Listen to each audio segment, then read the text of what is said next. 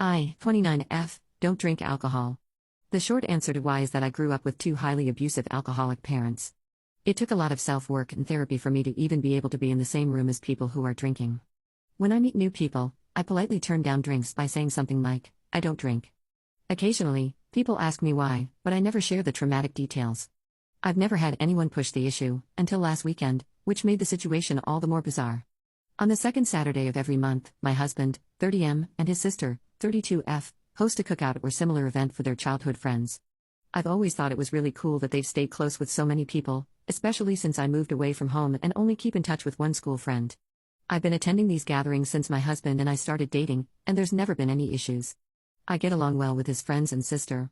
Last Saturday, my husband took my 11-year-old little brother out of town for a dad/son day, we're his legal guardians. I've had custody of him since I was 20.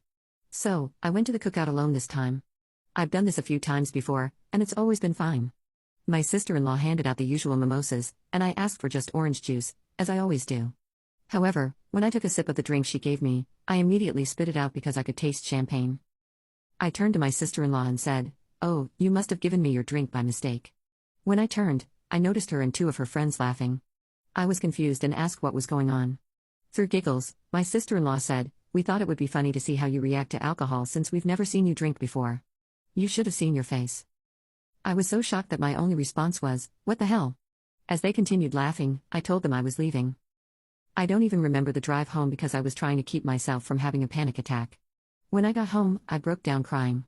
My husband and brother got home shortly after, and I couldn't hide how I was feeling, even if I'd wanted to. My husband immediately asked what was wrong, and I broke down again. I hate that my brother had to see me cry. I try to keep our home as happy and safe as possible. After putting on a movie for my brother, I explained what happened to my husband. He was furious. I've never seen him so angry. He told me to go relax with my brother while he handled everything. I could hear him yelling at his sister on the phone. After almost an hour, he came back to sit with us and told me we wouldn't be seeing her again. The next day, we told my mother and father-in-law. I've always been really close with them, so I wanted to confide in them, though I was nervous because it's their daughter and I didn't want to speak badly about her to them. To my surprise, they were absolutely mortified and apologetic on her behalf. I was so relieved, as my little brother adores them, and it would have been devastating if our relationship with them had suffered because of this. This past week has been strange. I feel deeply betrayed. I hate that my sister-in-law and her friends used me as some sort of entertainment. I know they don't understand the trauma this triggered in me, but I'm confused as to why they thought that was okay.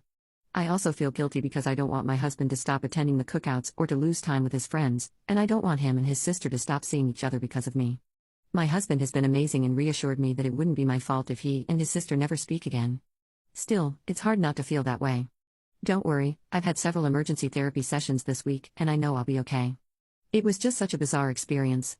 It might seem like a small, inconsequential event, but it's been a crash course in trauma, triggers, PTSD, and more. Typing it out has been so helpful. Thanks for listening to my ramblings. Update 4 days later. Thank you to everyone who left kind comments and messages on my previous post. I'll get right into the update. A lot of you guessed correctly, this isn't the first time my sister-in-law has done something like this. She is definitely what some would consider a mean girl. My husband and his parents have had multiple falling outs with her over the years, but they've been on good terms recently, until she pranked me.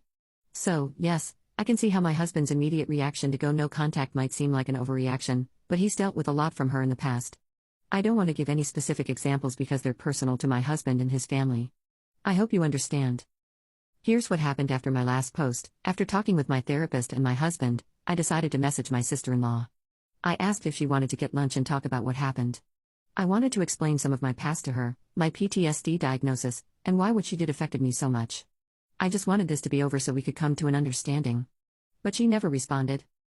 A couple of my husband's friends who were at the cookout when the prank happened called us to check on me. They said they had no idea my sister-in-law planned that and would never have let it happen. That's probably why she didn't clue them in on the prank. They told me that after I left, they told her it wasn't cool. After a couple of days, I gave up hope of her messaging me back and decided to start moving on. Yesterday, my sister-in-law blew up my husband's phone. She said some pretty awful things. To summarize, it was along the lines of, "It's not my fault your wife is a PC who's scared of champagne." She called me all sorts of names, everything from BTCH to CNT. She said she never liked me and wished my husband had stayed with his high school girlfriend. They broke up when they were 18, by the way, my husband is 30 now, lol. The worst thing she said was that my husband was just doing charity by taking in a couple of orphans. If you don't remember, I have custody of my 11-year-old brother, and we don't have contact with our parents because they're abusive. So, yeah, some pretty awful stuff. I was honestly just shocked. I thought we got along fine. We were never best friends or anything, but I had no idea she held this much animosity towards me. Maybe she's just embarrassed and lashing out because her parents and some of her friends berated her for it? I don't know.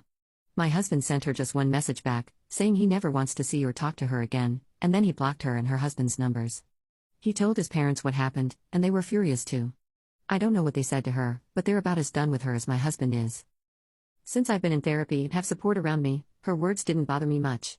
I know she obviously has her own problems to deal with, and I'm just her latest target. The worst thing she did was bring up my brother. I'll never forgive her for that.